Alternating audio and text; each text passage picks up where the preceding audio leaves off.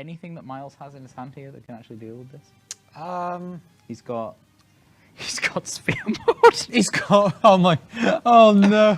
Oh, Miles is like, God. no response, no response, no response. No. No response. He's gonna let him sweat for a minute. He's like, what can I do? And then Stuart's like, yeah, I'm super set here. That is so bad. Break Oh. 5.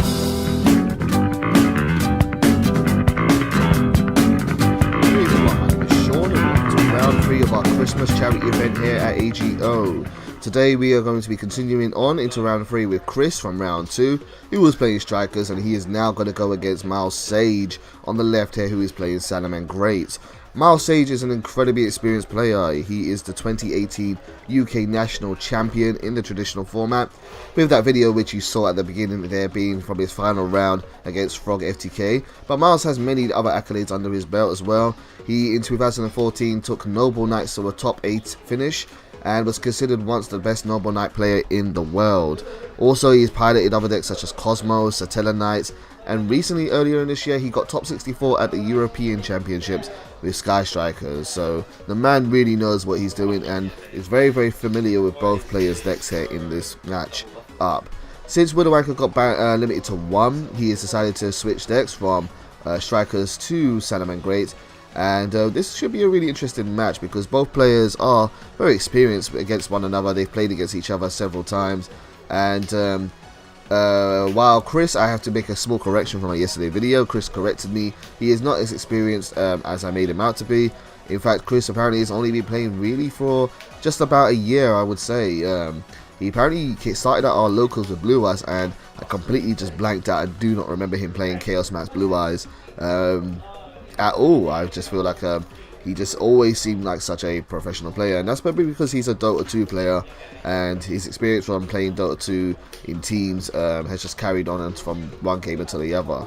So if we get into some commentary for the match here, Miles set up a very, very he did an okay-ish Salamangreat board there with Will, Sunlight Wolf reincarnated on one face down card, Ashes in the grave being ready to recover, and Miles has used Ash to stop Chris from playing Engage there.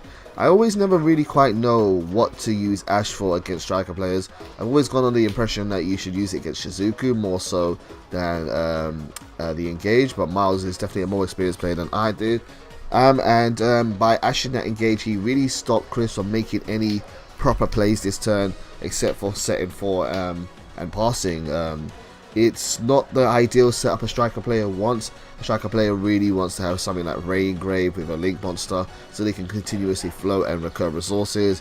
And now Miles is really putting on the pressure by using Heat Leo's effect to try and shuffle one of his back row back into the deck, but Chris responds with Compulsory Evacuation device, going to be able to get some value out of the card before it is removed from the field forcibly.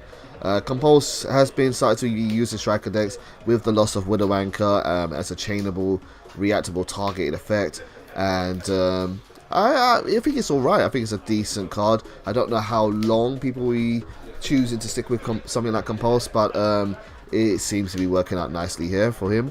And Miles is going to continue playing. He drew 2 off of Flame Buffalo and decided to bring back Salamangreat Sunlight Wolf using his Will of the Salamangreat there, and now he's reincarnated Wolf, and he's going to try and activate Jack Jaguar's effect in order to summon it under Wolf and then get some advantage off of that. However, Chris decides to respond with another Compulsory Evacuation device, really kind of stopping that play for this turn. Does Miles have any follow-up plays? He's going to set 2, and I think he's probably going to pass here and pass over to Chris, and he does. So Chris draws for a turn. Chris really needs to make something happen here. He's only got 1 spell Engrave, no Ray Engrave, and yeah, he really needs to make something happen here to really kind of advance his game state. So he plays Hornet Drones, and Hornet Drones is going to give him a token.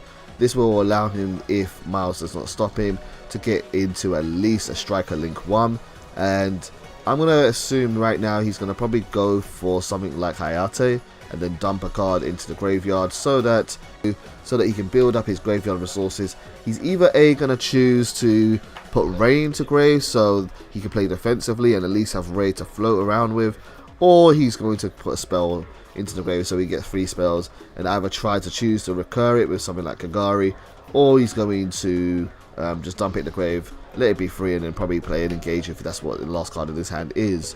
We'll soon find out. He dumps Shark Cannon, which is a really good card for strikers to use in the Salamangreat matchup, and Chris is going to go for Kagari, and I'm going to assume he is going to target a Shark Cannon to try and get that back, to try and start manipulating Miles' graveyard, but Miles responds with infinite impermanence. That's going to shut off Kagari, and Kagari is now going to get linked away because it really has no benefit or value just being on the field for Chris.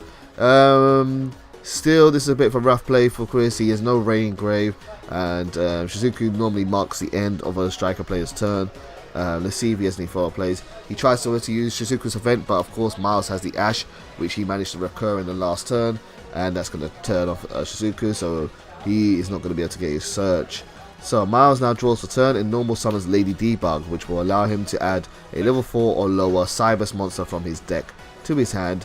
Chris has a quick look at his graveyard, seeing if there's anything he wants to affect or what follow-up plays Miles might have or be able to make in a moment, and he decides to go with an infinite permanence of his own, which is also in the same column as Will of the Salamangreat. That's a really nice look there by Chris.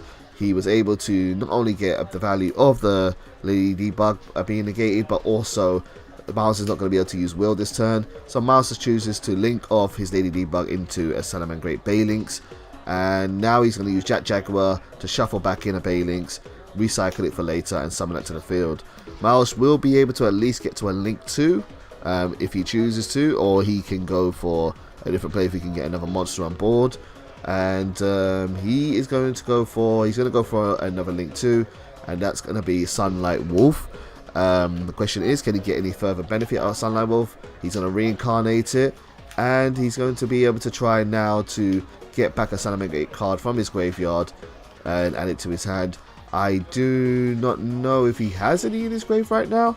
I'm not quite sure. That trap was an impermanence, so being reincarnated isn't necessarily going to give him any advantage, but he's going to go for the swing, and Chris has, I believe, 3 spells in grave, so they're both 1500 each. This is going to allow him to crash into Shizuku, but then he protects it with Baylynx, and now he activates Rage's effect. This is his plan. He's going to use Rage's effect with a reincarnated Sunlight Wolf, and this is going to allow him to pop 2 cards on Chris's field after smashing into Shizuku. This is going to be a really nice play because he's going to be able to send Rage to the graveyard if he, assuming that Chris doesn't stop him, destroy his Chris's 2 back row cards, and then he's just going to get that Rage back and add it back to his hand and set it again, really kind of shutting down any further advances that Chris is able to make. Chris decides to respond with a Widow Anchor, and he chooses to take the Salamangreat Sunlight Wolf. Rage does still kick in because he's already targeted the card, so he does still get to destroy the spells and traps on the field, so he also loses Metalfall Fusion, which isn't too bad because it's basically an upstart goblin for a striker player. Sunlight Wolf goes back to Miles' field. Chris chooses to use Metalfall's Fusion. He's going to draw, and we're going to see he picks it up and scoops up. He hasn't got no further follow-up plays, so that's going to be the end of round 1. That was a decent first round in my opinion, very back and forth. We have 30 minutes on the timer left, so there's plenty of time still for Chris to try and make a comeback play. Both players have sided, and now we're going to go into round 2, and we're going to see, does Chris choose to go first or second. Really good matchup. I love watching high level games like this. It's kind of like watching a clinic. Both players are very good at what they do, and Chris decides to go with 3 and set and passes. Again, not really the ideal play for a striker play. They really want to kind of get their engine going, but he has there can be only 1, which is such a good card against Salamangreat. It really hurts against them, but most Salamangreat players are prepared for there can be only 1, so I would not be surprised if we see some Twin Twisters, some Cosmics come out in a few turns here or so. Miles decides just to attack with a Flame Buffalo directly, dealing, I believe it's 1400 damage his attack is, and Chris quickly draws a card, sets another card, and passes back. He really wants to get his engine going, and there There is the Twin Twister. It hurts, it hurts. I've had this done to me so many times, and yeah, Twin Twister is a good card. It just deals with There Can Be Only One so well. It's such a common siding card for for games 2 and 3 for Salamangreat players, because There Can Be Only One is so prevalent, and this is now going to open the floodgates, and so to speak, and allow Miles to go into a Baylinks. He uses Baylink's effect, and Chris responds with Shared Ride. That's a really good play there. Now that every time that Miles adds a card to his hand, he's going to get a draw himself, and that puts another spell into his graveyard. Really, really, really good side decking options here from both players, in my opinion. Now Miles uses Flame Buffalo's effect to discard Spinny and draw 2. And he's going to be able to definitely summon a couple more monsters here. Oh my god, he has Gazelle as well. Gazelle is going to summon itself to the field, and it's going to dump a resource to the graveyard. This is going to hurt quite a bit. Miles is going to basically have everything he needs to do whatever he wants this turn. Chris only has one more face down card.